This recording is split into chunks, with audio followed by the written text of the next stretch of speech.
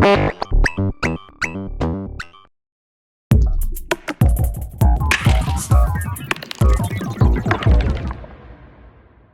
we're at Superbooth 2017 with Stephen at Noise Engineering. Can you walk us through the patch and the new modules? Yeah, excellent. We'll do it.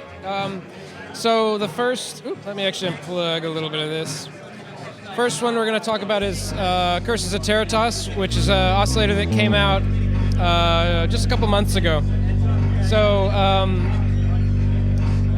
it's a dynamically generated wavetable oscillator that uses essentially spectral description to dynamically make the wavetable. The controls look kind of like a bandpass filter, so there's a center. You can control the width, which is kind of like you.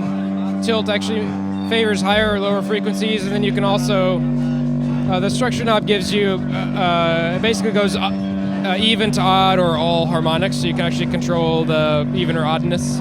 So is it kind of additively building the wavetables out of harmonics? Yeah, it uses 3 different orthogonal function sets to do exactly that. There's also a wave folder built in, because that's just awesome. The wave folder on the Loquelic and the Basimilus is killer. Yeah, it's the same code. Indeed. And then Edge actually controls the reconstruction filter. It adds a ton of harmonics. Sounds great. Thank you. There are 3 modes, so this is the Fourier mode, which is using sine waves. There's a Walsh mode, which uses Walsh functions, which is a lot more aggressive, kind of square wavy sounding. And the 3rd mode is based off of the Bacchi's wavelet, which is kind of sawtoothy in structure.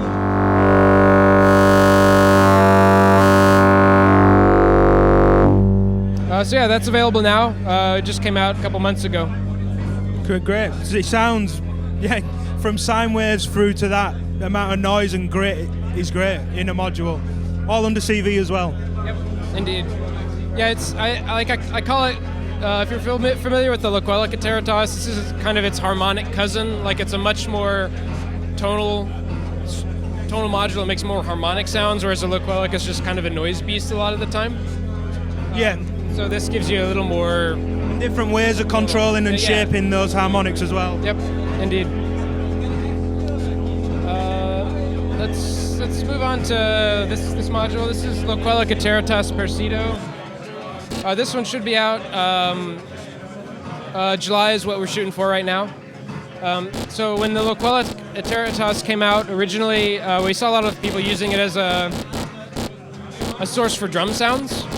Yeah, envelopes in and then CV in the folder and things. It does make a great drum voice. Yeah, exactly. So that was basically where we started with this. Let's add an envelope and then a whole bunch of control over the way the envelope affects the parameters.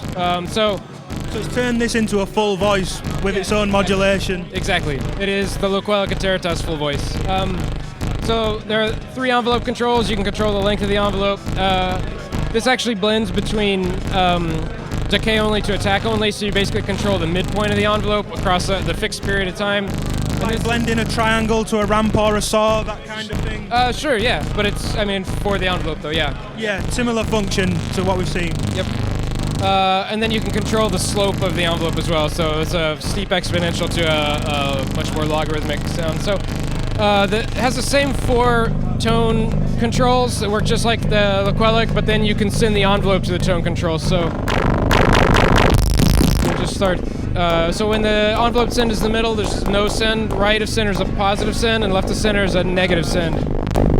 So you can invert and send that around to all the parameters? Yep, exactly. And you can also send the envelope to the pitches, which is where it gets really aggressive.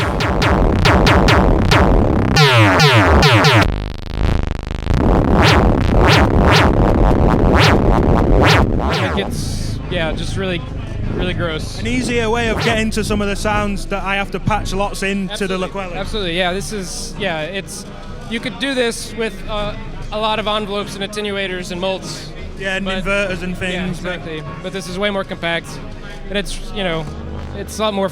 It's easy to play too. A hell of a lot of CV in along the bottom as well. Every knob and every switch is now CVable. So it actually adds more CV than the Loquelic had, because you couldn't CV the switches.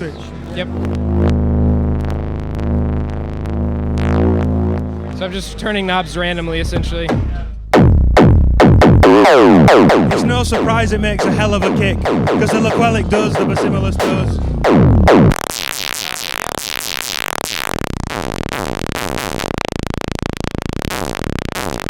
So, yeah, that should be out in July. Yeah, brilliant. What's the sort of price you're expecting on that? $555. It's US? not set in, yeah, US. That's MSRP US. Yeah, it's not set in stone. We haven't gotten to the manufacturing yet, which is where we kind of balance that out. So that's our ballpark. Great. Well, cool. Thanks for walking us through those. Awesome. Good to see you.